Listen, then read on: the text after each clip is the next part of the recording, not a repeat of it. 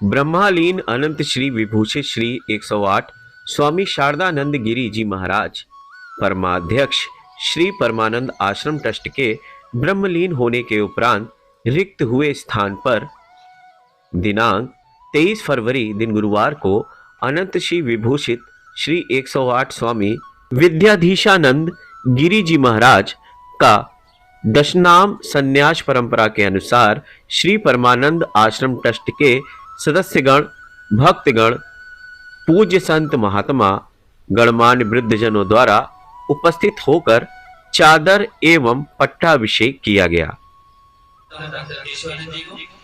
जो अपने बुखार वालों से चादर महंती चादर की प्रक्रिया के लिए पधारे से केशव सर्वप्रथम परमानंद आश्रम की वे निर्वाणी अखाड़ा के स्वामी प्रमोदपुरी जी महाराज, स्वामी आदित्यपुरी जी महाराज, स्वामी विवेक भारती जी महाराज, स्वामी राघवेंद्र गिरी जी महाराज, स्वामी उमा शंकर गिरी जी महाराज, स्वामी किशनपुरी जी महाराज और काशी जी पधारे स्वामी गौरव भारती जी महाराज। हमारे पूज्य स्वामी शारदानंद गिरी जी का वैश्विक महामारी कोविड में निधन हो गया था। वो ब्रह्मलीन हो गए थे, उनका स्थान रिक्त था। वो परमानंद आश्रम और अन्य संस्थाओं के अध्यक्ष थे, क्योंकि अध्यक्ष का पद रिक्त था। उनके स्थान पर श्री 108 स्वामी विद्याधीशानंद गिरी जी महाराज को हमने वर्चुअली उनको महंत बनाया था, क्योंकि वो अमेरिका में थे। कोविड के कारण वो भारत नहीं आ सकते थे, इसलिए वो कार्य ड्यू था। तो इस समय जो हमारे वर्तमान अध्यक्ष हैं स्वामी विद्याधीशानंद गिरी जी महाराज, उनको आज दशनामी सन्यासी परंपरा के अनुसार, गुरु परंपरा के अनुसार आज उनको ब्रह्मलीन स्वामी शारदानंद गिरी जी महाराज के स्थान पर अभिषिक्त किया गया है, उनको उत्तराधिकारी बनाया गया है। उसी के उपलक्ष्य में ये कार्यक्रम चल रहा है। अपना परिचय दें। मेरा नाम स्वामी शरदपुरी है। मैं इस संस्था का उपाध्यक्ष हूँ। जब तक स्वामी जी महाराज यहाँ नहीं थे, मैं उस कार्य को कर रहा था। अब मेरे अध्यक्ष महोदय आ गए हैं। खैर मुझे तो कार्य करना ही है, लेकिन बहुत सारा कार्य जो है मेरे अध्यक्ष महोदय मेरे कंधे से ले लेंगे। और क्योंकि ये संस्था है, किसी की व्यक्तिगत वो नहीं होती है, हम लोग सब मिलकर अध्यक्ष, उपाध्यक्ष, सचिव, अन्य मेंबर सारे मिलकर हम लोग इन संस्थाओं का संचालन करते हैं। क्योंकि संस्था को चलाने के लिए कोई एक हेड चाहिए होता है, मुख्य अधिष्ठाता चाहिए होता है। तो उनका स्थान रिक्त था और आज हम लोगों ने देवानंद गिरी जी महाराज भी इस कार्यक्रम में सम्मिलित हैं और चतुर्विधि के द्वारा वाराणसी का सम्मान कर रहे हैं। Om Shri Gurubhyo Namaha. My name is Shiv Prakash. I am one of the advisor of Hansaveda's Self-Inquiry Life Fellowship in United States. Okay. I am a disciple of Swami Vidyadeshananda for over 25 years, and I met Swami Sharanand Ji Maharaj in 2001, and since then I am associated with Paramanand Trust. I am also one of the trustee of Paramanand Trust, and it's a beautiful day. We are very fortunate to be here. About 12 countries are represented. People from over 12 countries are here, and we are all extremely happy to witness the Pattabhishek of our beloved Gurudev. So Gurudev is, people have been waiting for this event to happen for over 2 years now, and finally today is a very important day, coronation of our beloved Gurudev, and we want his blessings to continue to all of us and bring positivity into our lives. Jai Guru. चक्षुओं को जहाँ स्वर्गीय अनुभूति दे रहे, मन को वही परम आह्लाद से भर रहे हैं। प्रयागराज की ये पावन भूमि है, यहाँ पर ये परमानंद आश्रम भारतीय परंपरा की रक्षा के लिए करीब पिछले 250 साल पुराना ये स्थान है। इसमें वेद विद्या का प्रचार प्रसार हो रहा है। यह परंपरा उसमें पूज्य स्वामी शारदानंद गिरी जी महाराज, जो कि कोरोना काल में ब्रह्मलीन हो गए थे, उनके द्वारा रिक्त पद पर आज के इस कार्यक्रम में विद्याधीशानंद जी महाराज को यहाँ पर पट्टाभिषेक के द्वारा यहाँ पर बिठाया जा रहा है। यह स्थान जो कि प्रयागराज के पावन तट पर त्रिवेणी के संगम पर विराजमान है, यहाँ पर वेद विद्या का प्रचार प्रसार होता है। दो तरह के विद्यालय, एक तो परंपरागत वेद विद्यालय और दूसरा आधुनिक मध्यमा का वेद विद्यालय। इसके माध्यम से भारतीय संस्कृति और सनातन परंपरा को जीवित करने का कार्य किया जा रहा है। आश्रम की संस्थाएं अमरकंटक में भी है और हरिद्वार में भी है और काशी में वेद निधि नाम से इसकी संस्थाएं वेदों के प्रचार कार्यक्रम कर रहे हैं। और वर्तमान जो पीठाधीश्वर हैं वो वैसे यूएसए में अधिक ज्यादातर रहते हैं, परंतु वो सनातन संस्कृति और संस्था के प्रचार प्रसार के लिए अनवरत कार्य कर रहे हैं। और हमें आशा है कि ये जो उनकी जो स्वामी शारदानंद जी महाराज के जो उनके जो प्रकल्प थे वो आगे बढ़ेंगे और सनातन परंपरा को हमेशा प्रचार प्रसार होता रहेगा। और ये स्थान हमेशा ही सनातन संस्कृति का केंद्र रहा है और आगे भी बना रहेगा। यही हमारी सद्भावना है, यही हमारी शुभकामना है। अपना परिचय दे देंगे। मैं डॉक्टर स्वामी केशवानंद हरिद्वार से आया हूँ और परमानंद से भर रहे हैं।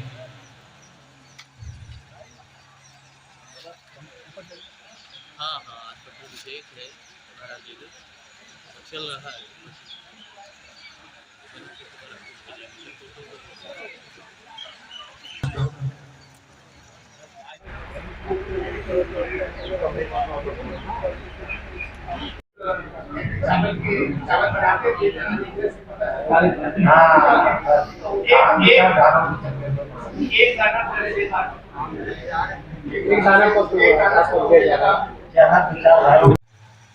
जय जय श्री राधे।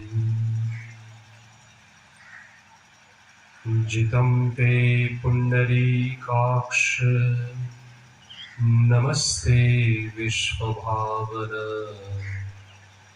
नमस्ते स्तु ऋषिकेश महापुरुष पूर्वज।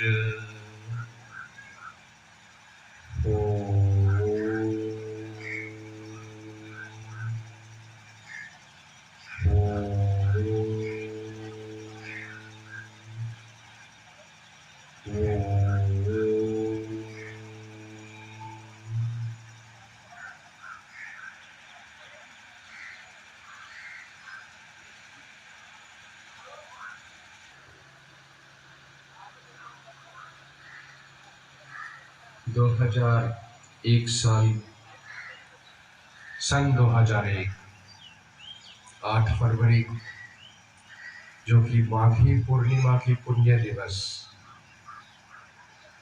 उसी दिन हम हमारे पूज्य स्वामी जी शारदानंद जी से पहली बार मिले और यहीं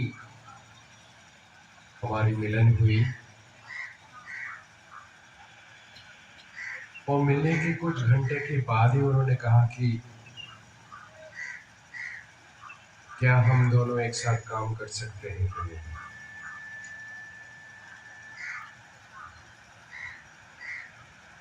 तो मैंने कहा कि मेरी योग्यता आपने पढ़ा नहीं है, आपको जानकारी नहीं है, मैं योग्य हूँ कि नहीं। आप पहले से ही कह रहे हैं काम कर सकते हो। बोले कि वेद राग वेदांति को सब कुछ दर्शन में हो जाता है, आपको अभी हाँ नहीं करना है, लेकिन सोच कर बताइए।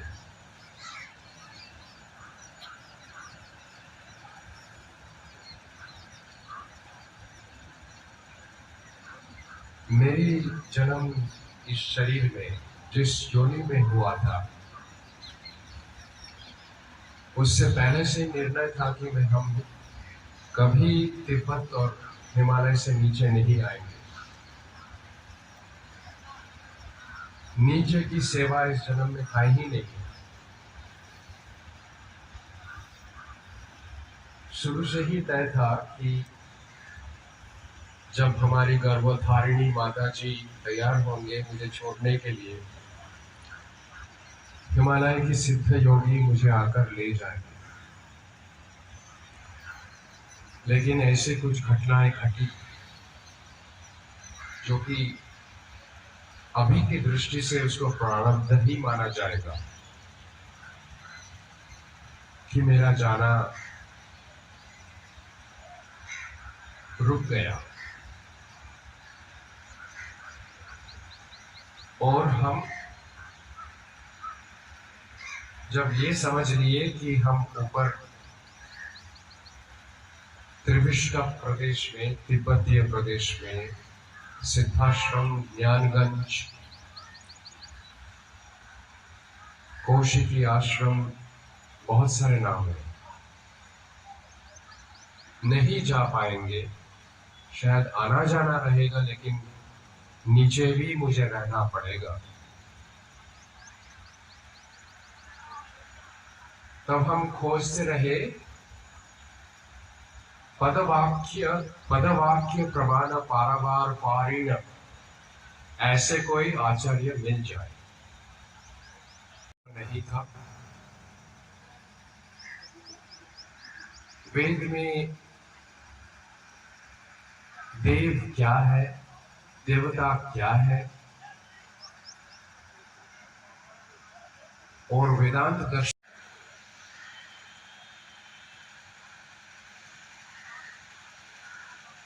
तो हम अपने आप ही इधर उधर बहुत सारे आचार्यों से संकलन करना शुरू किया।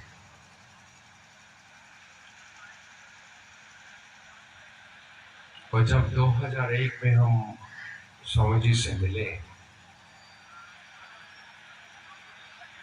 मैंने उनसे कहा कि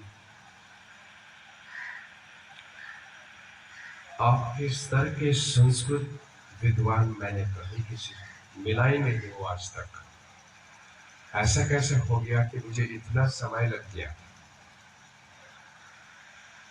तो उन्होंने सारे अपने किताब दिखाए, महेश रिसर्च इंस्टीट्यूट, जितने सारे पब्लिकेशन, तकरीबन 35 पब्लिकेशन, इतनी मोटी मोटी किताब मुझ में थे। कोई मीमांसा के जानकार हो, दर्शन पढ़ा पाए ठीक से, वैदिक गणित और ज्योतिष बारे में जानकार हो, लेकिन मुझे कहीं नहीं मिला। जो कि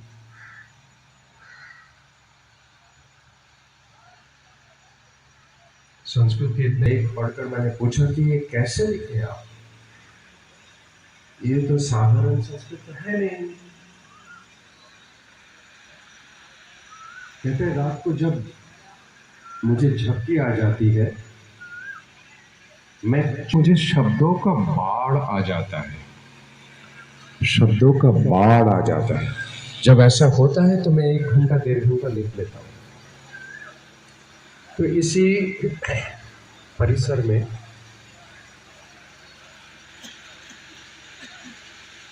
हमने इसका दर्शन किया। रात के 2 बजे वो लिखने वाले हैं, कहा शब्दों का बाढ़ आ रहा है, मैं लिखूंगा। 2-3 घंटे बाद हम लोग विचार करेंगे। तो रात के 2 बजे से चालू